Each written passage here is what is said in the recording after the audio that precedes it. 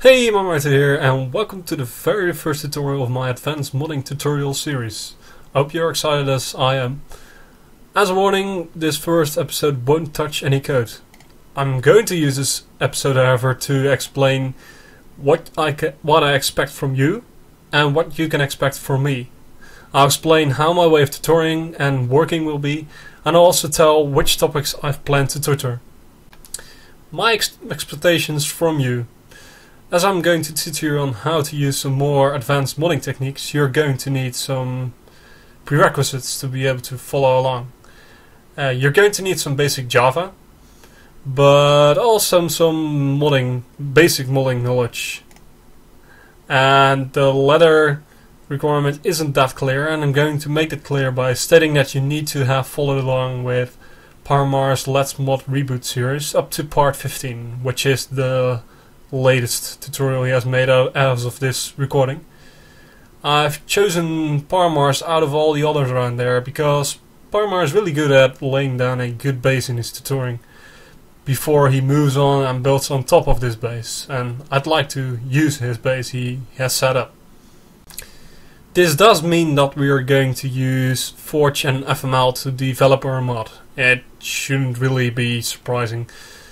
And we're also going to make use of Git and GitHub, and I'll go deeper into that in episode 2, which is all about using GitHub. I could have started off using the Let's Mod Reboot as a source to begin with. However, I'm going to start from scratch, and if we encounter any topics that have been discussed in the past by either me or Parmar, I'll create these outside the recording. Parmar is used IntelliJ. I'm going to use the IDE I'm using and I'm feeling at home at, which is Eclipse. Feel free to stick at IntelliJ though, both are reasonably the same in terms of functionality. Further down the road we are going to use some tools in our IDE to debug and do research. We've got the options to do that in both IDEs, but it might need some translation if you're using IDE. You should be able to figure it out though, most of the functionality is at the same place, and it might even be named the same. So, about the way of tutoring. I'm going to try and give you a good base to work on. This means I'm going to try my best to explain concepts of topics, why you should or should not do things, and explaining pieces of code rather than just giving them. I'm of the opinion that you should only copy code when you're understanding what you're copying. If you don't know how to make adjustments to these copied codes, you're doing it wrong. Another thing I'm going to do is match your way of thinking about topics we discuss and progress from that. I'm going to make a few mistakes on purpose, explain the issue, and try and create a solution with this newly gained knowledge. It will be very in par with how I learned to mod, and I think that's the preferable way. Provided there are enough questions, I'm planning to do Q&A episodes for every tutorial. Questions can be asked, preferably here on YouTube, and I'll try to explain and answer these questions in this Q&A video. If you've got any comments or suggestions, also be sure to post them down below in the comments.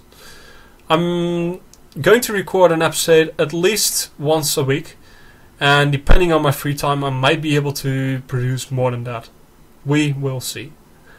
You probably heard, but I've got an accent, and I'm hoping for your understanding, and I also hope you can still understand everything I'm saying.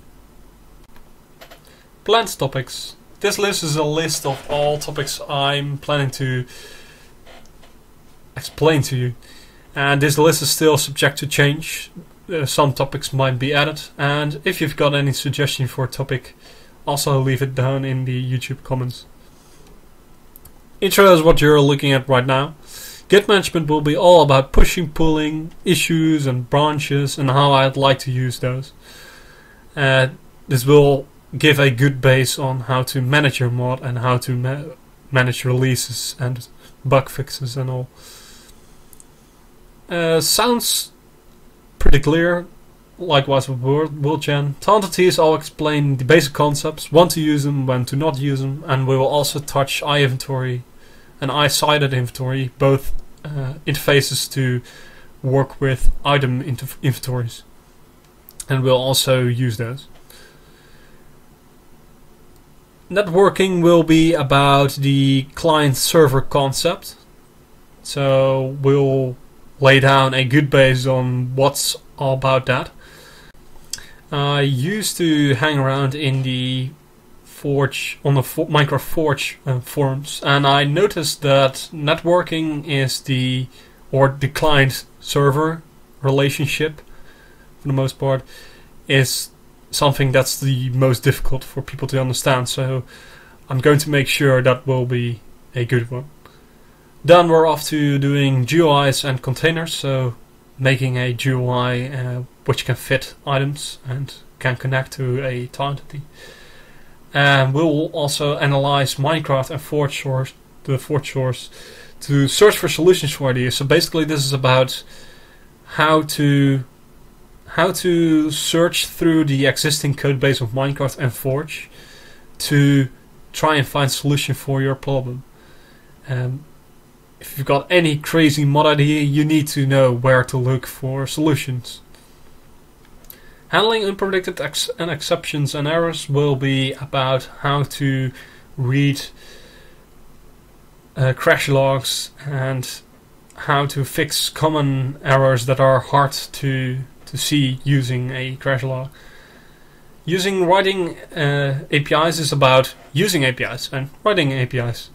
We'll write an API and we'll also take a look at intermod comms and the add optional annotation and the add API annotation. Then multiblocks, pretty clear. Access transformers and reflection will be how to use and when to use access transformers and reflection to do things that you couldn't normally do without them. And we'll also explain the overhead and these things you need to keep in mind when you're going to use them.